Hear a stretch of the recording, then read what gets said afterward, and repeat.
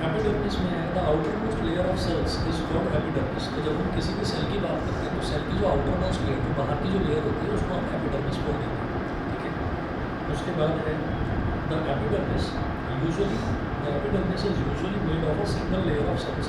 तो एपिडर्मिस जो है वो जनरली जो है वो एक सिंगल लेयर होता है उसमें सेल्स का, वो उसी से बनी हुई होती है एपिडर्मिस। एपिडर्मिस ये है कि जैसे कोई भी सेल है तो सेल की जो आउटर मोस्ट लेयर है वो एपिडर्मिस की बनी हुई होती है। सेल की आउटर मोस्ट लेयर को आपने सुना होगा सेल मेम्ब्रेन भी बोलते हैं, तो इसका मतलब सेल मेम्ब्रेन भी एपिडर्मिस का ही बना हुआ है।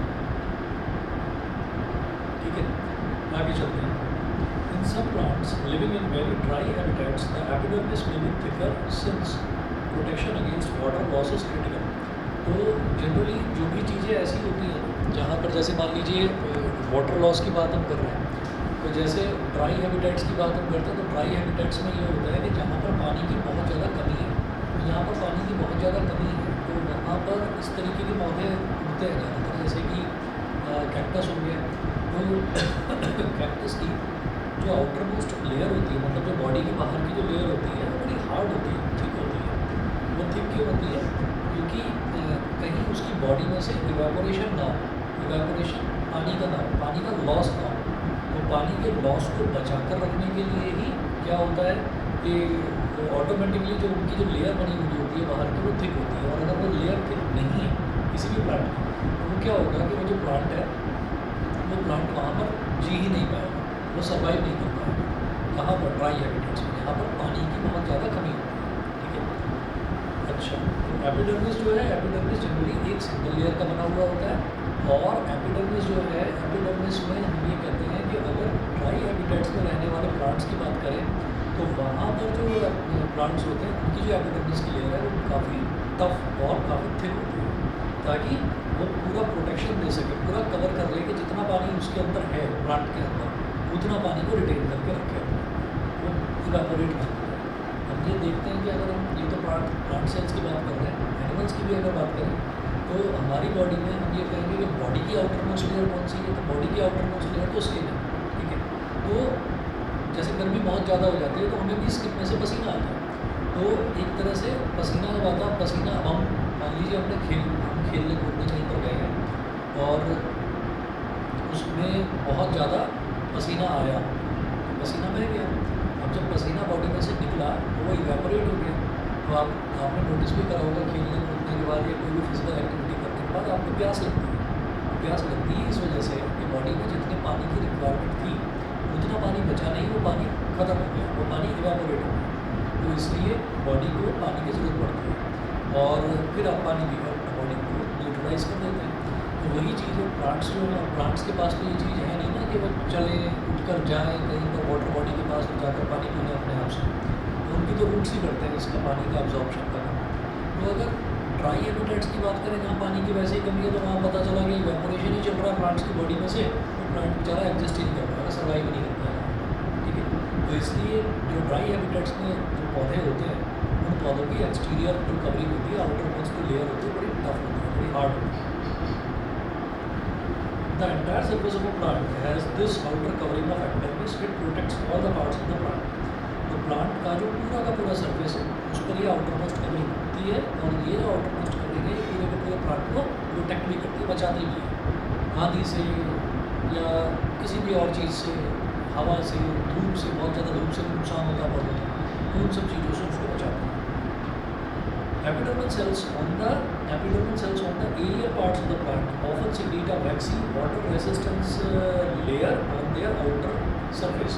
तो epidermal cells on the aerial parts of the plant, aerial parts of the plant का मतलब क्या है कि वो वाले प्लांट के वो वाले पार्ट्स जो कि जिनका एयर को डायरेक्ट एक्सपोजर है, एयर को डायरेक्ट एक्सपोजर है। फॉर एग्जांपल अगर हम प्लांट्स की बात करें तो प्लांट में एक तो रूट होती है, तो रूट कहाँ होगी? ज़मीन के नीचे, उसको एयर का एक्सपोजर नहीं है, एरियल एक्सपोजर नहीं है।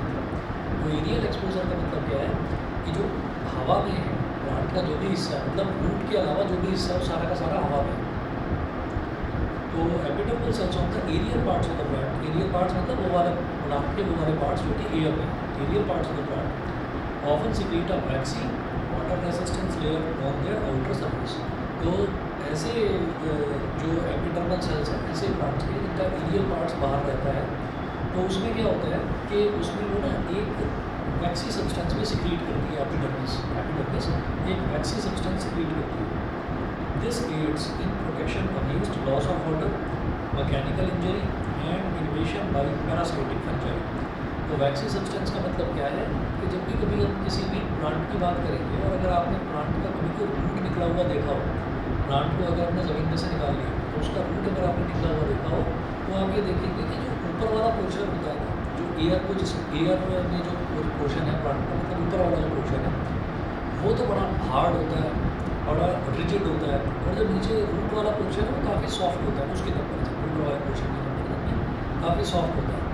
वो सॉफ्ट इस वजह से है, पहली चीज़ तो उसको एयर का एक्सपोजर मिला नहीं नीचे ग्राउंड के अंदर, और जो बाहर वाला पोर्शन है वो हार्ड क्यों है, वो हार्ड इस वजह से है क्योंकि जो भी पोर्शन हवा में रहता है उस पोर्शन का जो एपिडर्मिस है वो एक वैक्सी सब्सटेंस सिक्रीट करता है। वैक्सी सब्सटेंस जब वो सिक्रीट करता है मतलब बिल्कुल चिपचिपा जैसे वैक्स होता है ना मोम, तो उसके जैसे एक सब्सटेंस जो है वो उसको सिक्रीट करता है। सिक्रीट करता है मतलब प्रोड्यूस करता है, और वो जो सब्सटेंस है वो सब्सटेंस उसको पूरी जो बाहर की उसकी जो लेयर है, प्लांट का जो बाहर का हिस्सा है, उस बाहर वाले हिस्से पर वो जो लेयर है वो डिपॉजिटेड रहती है। उस डिपॉजिशन की वजह से जो प्लांट का एक्सटीरियर कवरिंग है वो बड़ा हार्ड हो जाता है।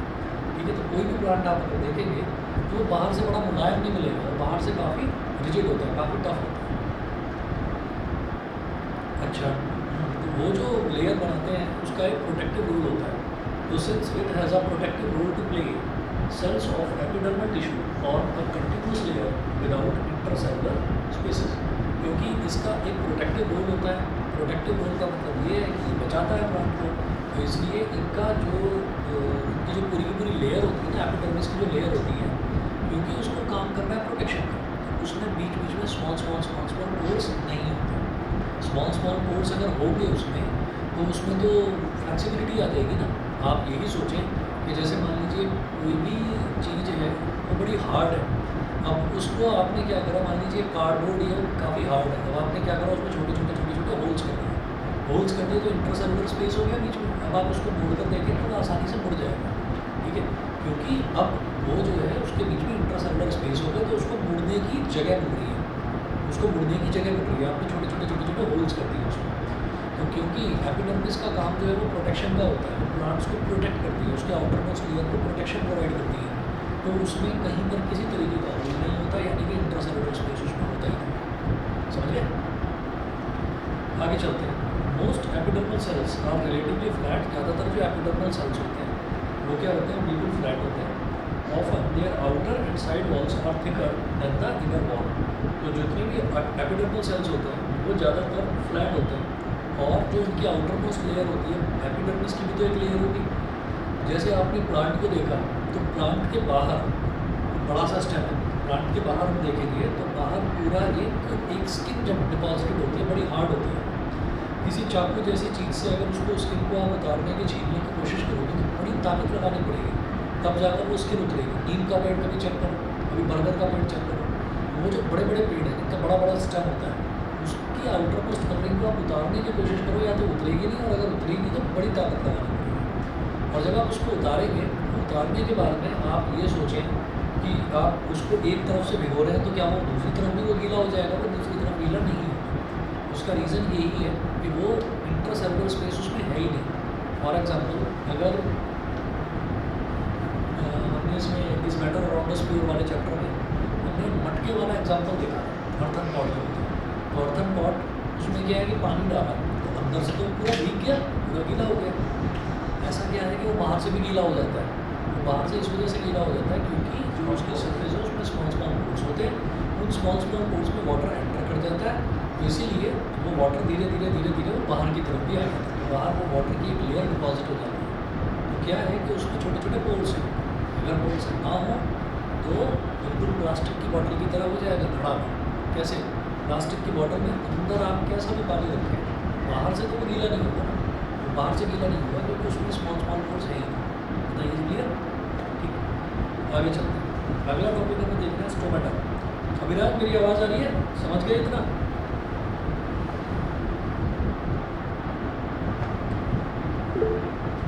अच्छा, अब नेक्स्ट टॉपिक देखेंगे स्टोमेटा।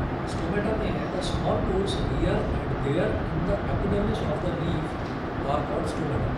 वो जो स्टेम है, स्टेम का जो एपिडर्मिस होता है उसमें कहीं पर कोई स्मॉल पोर्स नहीं होते। लेकिन जब लीफ की बात करते हैं, पत्तियाँ जो होती हैं, तो पत्ती क्या हार्ड होती है? हार्ड नहीं होती, पत्ती तो फ्लेक्सिबल होती है, आसानी से मोड़ा जा सकता है। तो उसका जो आउटर मोस्ट लेयर होती है ना लीफ की, उसमें क्या है, उसमें छोटे छोटे पोर्स होते हैं। तो वही है, the small pores here and there in the epidermis of the leaf are called stomata. तो लीफ का जो एपिडर्मिस है, यानी कि लीफ की जो आउटर मोस्ट लेयर है, उस पर जो छोटे छोटे पोर्स होते हैं उनको हम स्टोमेटा बोल देते हैं। Stomata are enclosed by two kidney shaped cells called guard cells। तो स्टोमेटा जो है उसको दो किडनी के जैसी शेप के सेल्स होते हैं। किडनी के जैसी शेप मतलब इस तरीके की शेप होती है,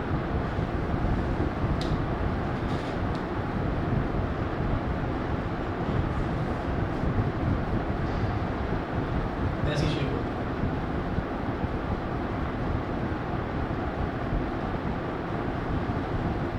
इस तरीके की शेप होती है। तो जो स्टोमेटा होता है, स्टोमेटा को दो तरफ से गार्ड सेल्स हैं, वो उसको प्रोटेक्ट करके रखते हैं। ठीक है, तो ये कहते हैं इसमें क्या है, stomata are enclosed by two kidney shaped cells called guard cells. उसको गार्ड करने के लिए they are necessary for exchanging gases with the atmosphere.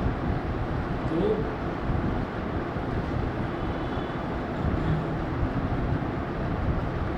They are necessary for exchanging gases with the atmosphere.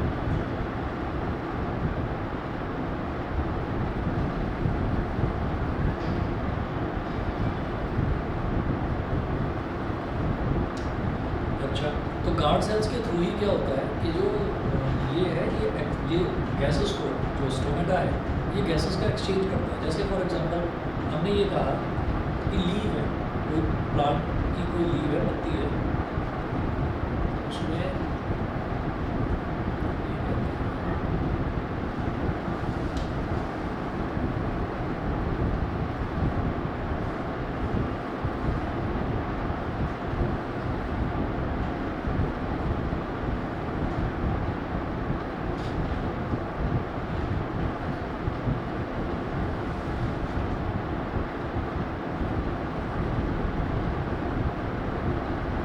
ये कोई लीव है।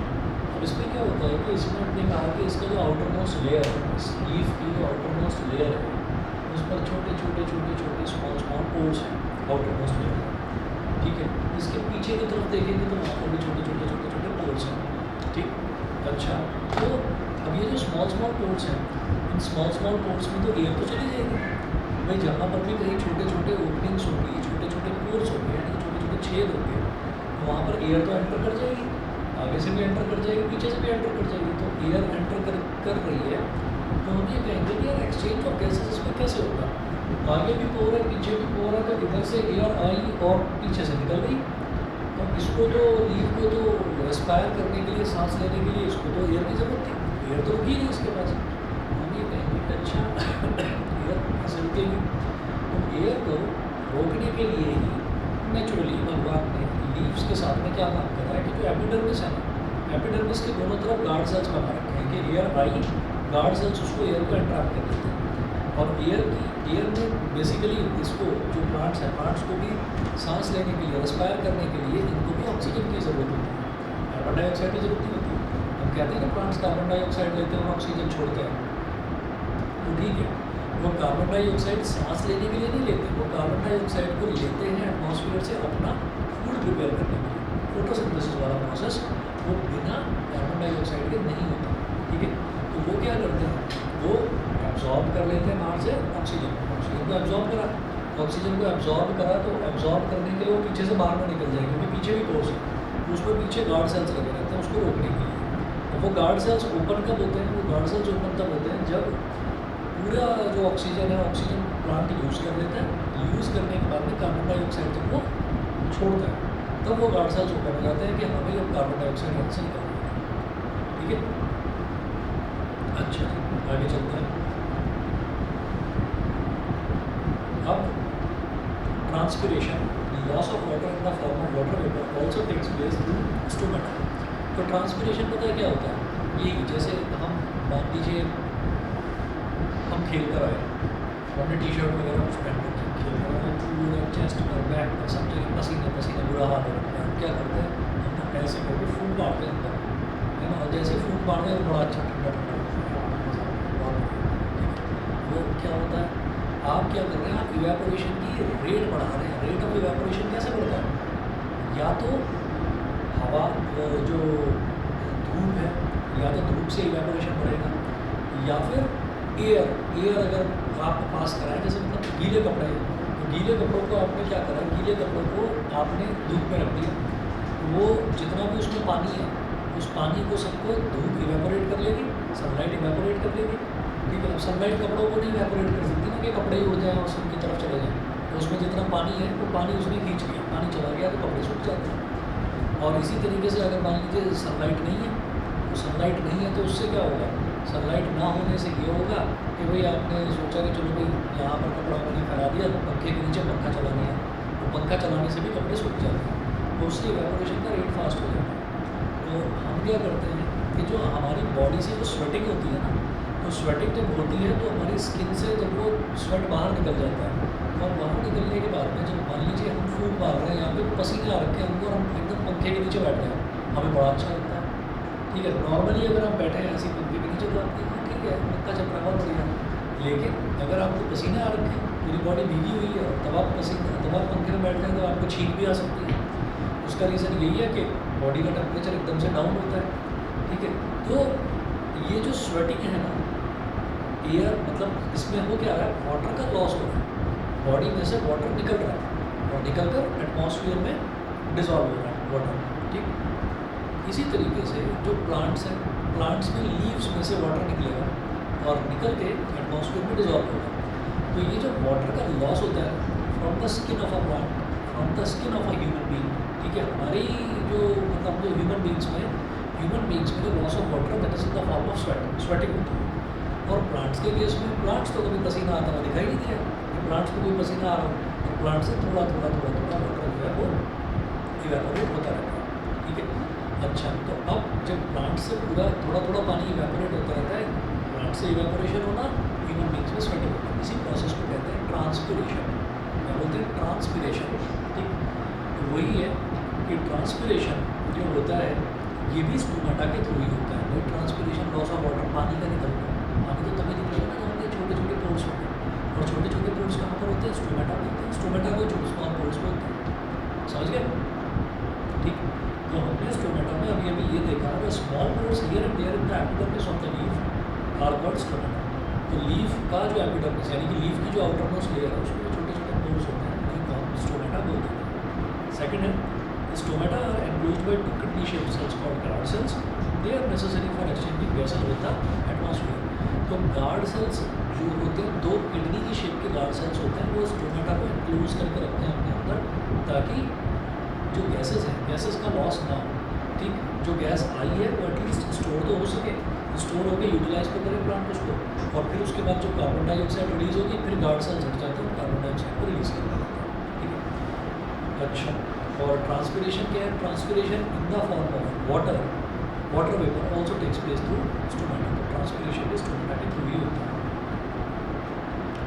Next है epidermal cells of the roots whose function is water absorption commonly bear long hair-like parts that greatly increase the total absorptive surface area. Epidermal cells of the roots whose function is water absorption commonly bear long hair-like parts that greatly increase the total absorptive surface area. तो अब आप ये सोचिए, कभी पढ़ाई से फुर्सत मिले, कभी थोड़ा बहुत टाइम मिले और ये दिमाग में आए कि आज कुछ खुराफात करनी है, खुराफात समझते हैं, कुछ उल्टा सीधा काम, ठीक है, तो उसमें आप क्या करना, कोई पुराना टॉवल ले लेना, और पुराना टॉवल, जब आप टॉवल लोगे, टॉवल को थोड़ा नज़दीक लाकर देखोगे तो आप देखना टॉवल में ना छोटे छोटे धागे निकले रहते हैं।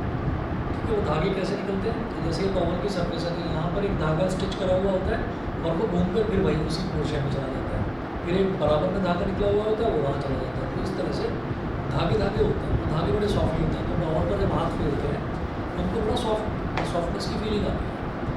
और टॉवल पर जनरली, टॉवल में ना छोटे छोटे जो थ्रेड्स हैं वो स्टिच करे जाते हैं। वो क्यों स्टिच करे जाते हैं, ताकि उसका एक, और किस पर स्टिच करे जाते हैं, पतली सी शीट पर, एक पतली से क्लोथ पर, एक पतले से कपड़े पर उसको स्टिच करा जाता है।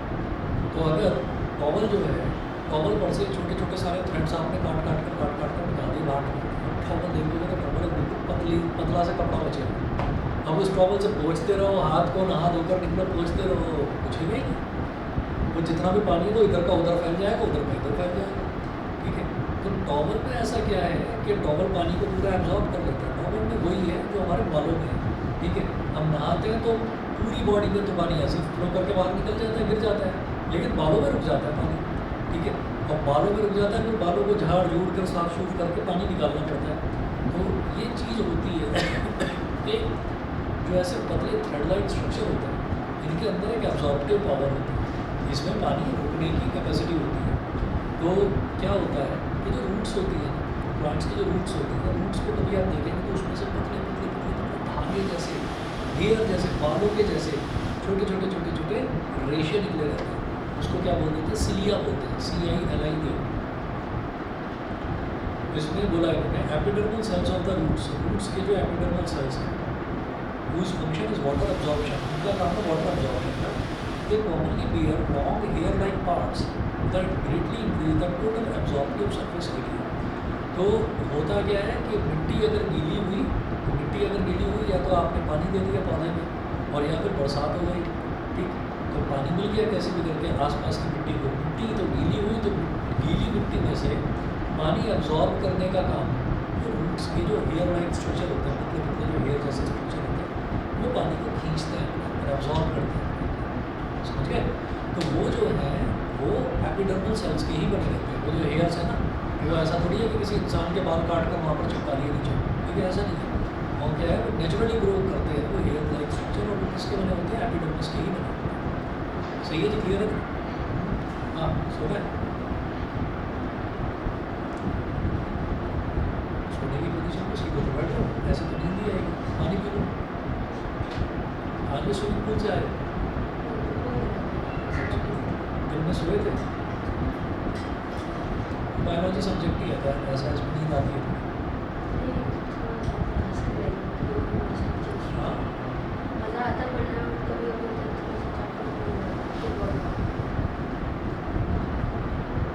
in some plants like desert plants, epidermis has a thick waxy coating called cutin, chemical substance with waterproof quality on its outer surface। तो कुछ प्लांट्स ऐसे हैं जैसे कि डेजर्ट प्लांट्स होते हैं, तो डेजर्ट प्लांट्स के जो आउटर मोस्ट सरफेस होता है उस पर एक वैक्सी सब्सटेंस होता है। कभी अगर मान लीजिए कैक्टस देखने का मौका मिले, तो कैक्टस का कोई छोटा सा पोर्शन लेना और बड़ा संभल कर उसके बाहर जितने भी थॉर्न्स लगे हुए, जो कांटे लगे हुए, तो कांटों को हटा देना। कांटों को हटाने के बाद जो बचा हुआ पोर्शन है उस पर जरा उंगली घुमा कर देखना, तो आपको लगेगा कि बड़ा स्मूथ है, बड़ा स्मूथ है। और बाकी के अगर आप किसी भी प्लांट की बात करें तो बड़े रफ से खुरदरे से नज़र आते हैं, लेकिन जो कैक्टस है, कैक्टस की स्किन बड़ी स्मूथ नज़र आती है। तो वो स्मूथ नज़र क्यों आ रही है? क्योंकि उसके ऊपर एक मैक्सी सब्सटेंस की कोटिंग हो रखी होती है, और वो जो कोटिंग है वो कोटिंग ही किस चीज़ से प्रिवेंशन प्रोवाइड करती है? वो इस चीज़ से प्रिवेंशन प्रोवाइड करती है कि जो वाटर है वो वाटर एटमॉस्फेयर में लॉस ना हो, वाटर एटमॉस्फेयर में ना निकल जाए। तो वो काम कौन करता है? वो काम क्यूटिन करता है। उस सब्सटेंस का नाम है क्यूटिन, CUTIN।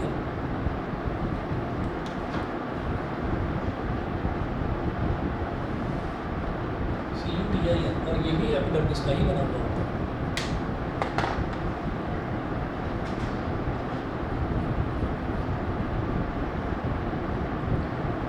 अच्छा, फिर एक क्वेश्चन है इसमें, is the outer layer of a branch of a tree different from the outer layer of a young stem?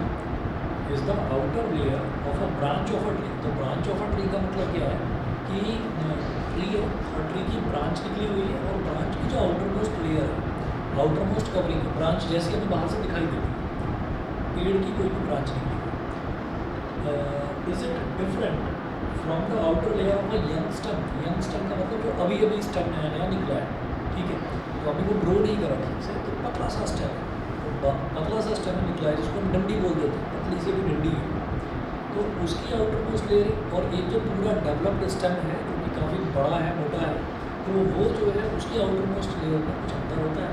ये क्वेश्चन पूछा गया, आंसर सुनो। As plants grow older, the outer protective tissue undergoes certain changes। जैसे जैसे plants की as बढ़ती जाती है, it grows older, the outer most protective tissue undergoes certain changes. तो जो आउटर मोस्ट प्रोटेक्टिव टिश्यू है उसमें कुछ चेंजेस होते रहते हैं। A strip of secondary meristem replaces the epidermis of the stem. Cells on the outside are cut off from this layer. This forms the several layer thick bark or the bark of the tree. तो क्या होता है कि जैसे मान लीजिए एक epidermis की लेयर, आउटर मोस्ट लेयर को एपिडर्मिस की लेयर बोल देते हैं। एक एपिडर्मिस की लेयर एक स्टेम में प्रोड्यूस हुई, बनी। तो अभी वो स्टेम यंग था, फिर थोड़ा सा टाइम बीता, जैसे धीरे धीरे टाइम बीतता जाता है तो अंदर की तरफ, जो अंदर की तरफ है, जैसे बाहर से तो ये कवरिंग हो रखी है, तो अंदर की तरफ यानी कि यहाँ की तरफ, यहाँ पर क्या होगा, यहाँ पर एक और लेयर बननी शुरू होगी। अब जैसे वो लेयर बढ़ेगी, डेवलप होगी, ग्रोथ होगी उसकी, तो जो बाहर वाली लेयर है उसका अंदर प्लांट से जो टच है वो खत्म हो जाएगा। ठीक है, अब अंदर वाली लेयर का टच बना रहेगा उसके साथ। फिर कुछ समय बाद क्या होगा कि एक लेयर और बनेगी, अंदर एक लेयर और बनेगी, वो लेयर जो है वो ऊपर वाली दोनों लेयर्स को और पुश करेगी बाहर की तरफ। तो जब वो टच खत्म हो जाएगा उनका डायरेक्ट प्लांट से, तो वो धीरे धीरे हार्ड होने लगेगी। ठीक है, और डेड सेल्स होते हैं, लाइव सेल्स नहीं होते, क्योंकि उनका अंदर से टच ही खत्म हो गया, वो डेड सेल्स होते हैं। देखिएगा, cells on the outside are cut off from this layer. Internal layer से जो बाहर वाली लेयर है वो कट जाती है। This forms the several layer thick bark और the bark of the tree. इससे क्या होता है कि जो बार्क है, ट्री का जो मेन जो स्टेम होता है, बहुत मोटा वाला जो स्टेम होता है, तो उसमें 1 2 3 4 5 5 कभी 10 लेयर बन जाती हैं, और उस 10 लेयर से ही वो क्या बन जाता है, बहुत स्ट्रॉन्ग बन जाता है, मजबूत हो जाता है। The cells of cork are dead and compactly arranged without intracellular spaces. तो जो इसके जो कॉर्क होता है, कॉर्क मतलब जो मेन जो बड़ी ब्रांच होती है, तो उसके जो सेल्स हैं सारे के सारे डेड होते हैं, बहुत ज़्यादा हार्ड होते हैं। They also have a chemical called suberin in their walls that makes them impervious to gases and water. एक केमिकल सब्सटेंस होता है, उसका नाम होता है सुबरिन, SUBERIN।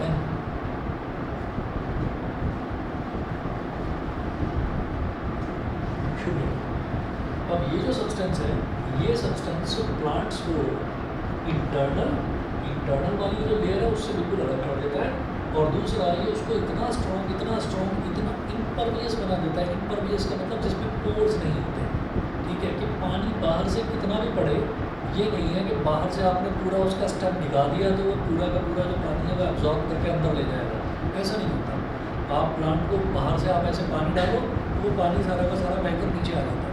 ठीक है, ऐसा नहीं है कि वहाँ से उसने कुछ एब्जॉर्ब कर लिया, क्योंकि जो आउटर मोस्ट लेयर होती है स्टेम की, वो बहुत ज़्यादा स्टिफ हो जाती है, उसके अंदर पानी नहीं जाता।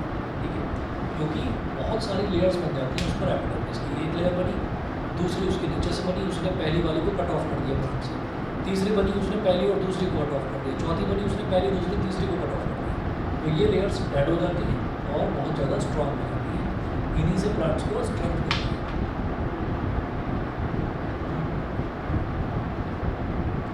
उसके बाद अगला करेंगे कॉम्प्लेक्स परमानेंट टिश्यू। 1 मिनट दीजिए, अभी आ रहा है।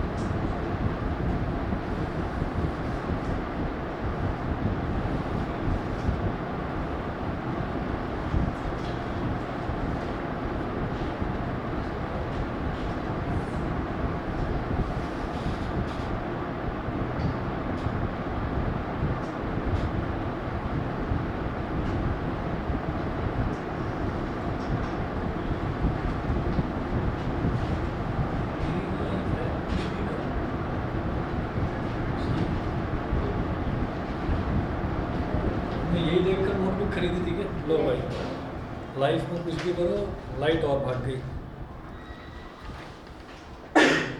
सर श्रापित थी। क्या? श्रापित। अरे भाई सर आपने पढ़ा सीधा गाया। अभिराज, आवाज आ रही है?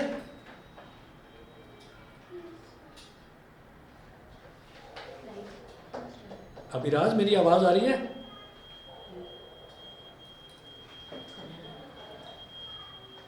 आशीष में बोर्ड पे अलग अलग कलर आ रहे हैं। तो बोर्ड पे अलग अलग कलर आ रहे हैं। वो इसमें जलती रहती है, रंग बिरंगी लाइट है। तो देखा नहीं था जी।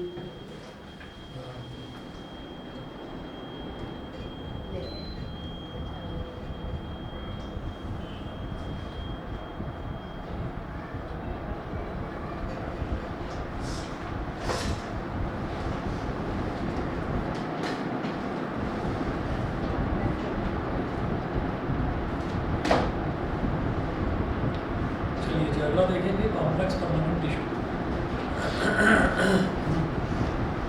कॉम्प्लेक्स परमानेंट टिश्यू में क्या है?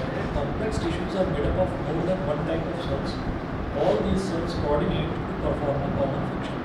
तो कॉम्प्लेक्स टिश्यूज जो हैं, उनको कॉम्प्लेक्स इस वजह से बोला जाता है कि वो एक टाइप के सेल से मिलकर नहीं बनी होती, अलग अलग तरीके के सेल से मिलकर बनती है कॉम्प्लेक्स टिश्यूज।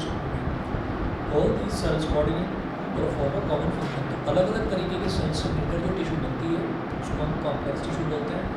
और वो सारे के सारे जो सेल्स भले ही अलग अलग टाइप के हों, लेकिन वो मिलकर एक कॉमन फंक्शन परफॉर्म करते हैं, एक कॉमन काम करते हैं। Xylem and phloem are examples of such complex tissues. तो दो एग्जांपल हैं कॉम्प्लेक्स टिश्यू के।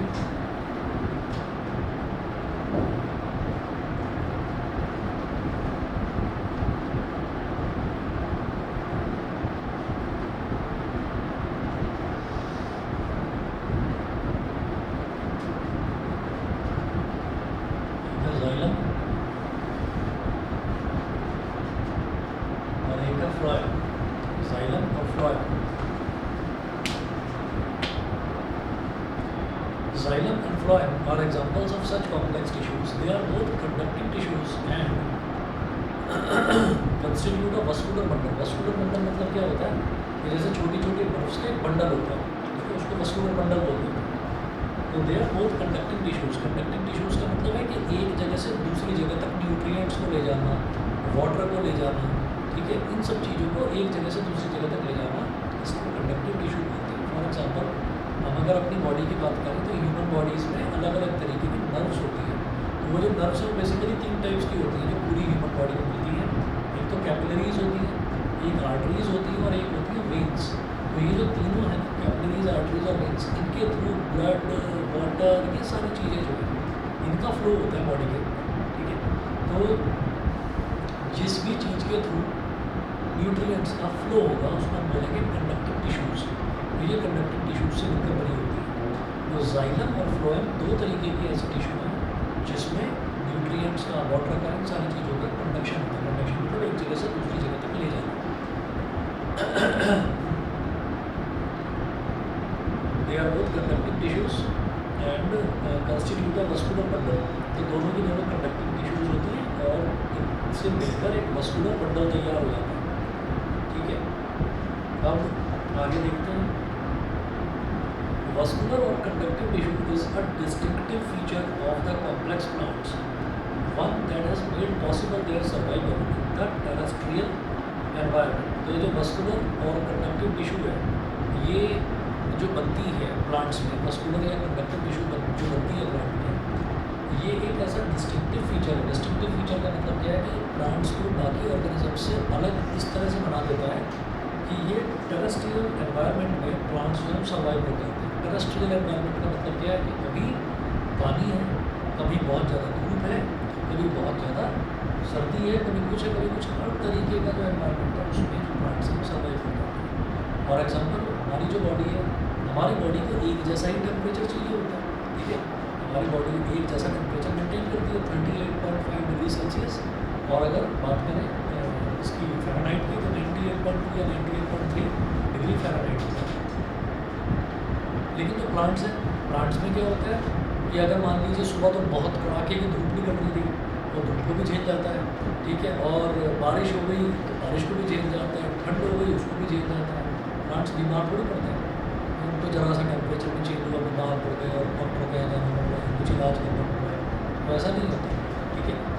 तो ये उनको उनके सर्वाइवल को बहुत अच्छे से पॉसिबल कर देती है कॉम्प्लेक्स परमानेंट टिश्यू। अब फिर गई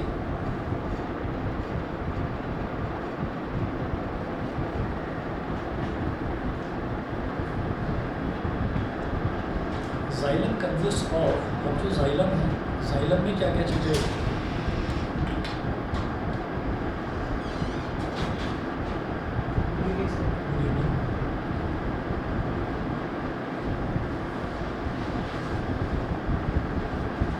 Xylem consists of tracheids, vessels,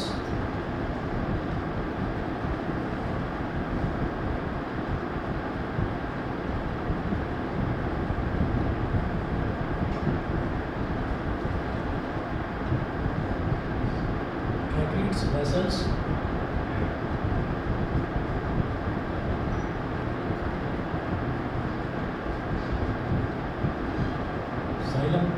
xylem parenchyma and xylem fibers, ठीक है। ये चार तरीके की, तो मतलब चार तरीके के कंपोनेंट्स होते हैं इसके अंदर, जो xylem है, xylem इन सबसे मिलकर बना हुआ होता है, ठीक है। अब इनको जब डायग्राम वगैरह बनाकर वीडियो में पढ़ेंगे, आज रख दीजिए, डायग्राम बनाकर नेक्स्ट क्लास जो है, नेक्स्ट क्लास में आपको नोट्स भी आ जाएंगे, तब करते हैं इसको।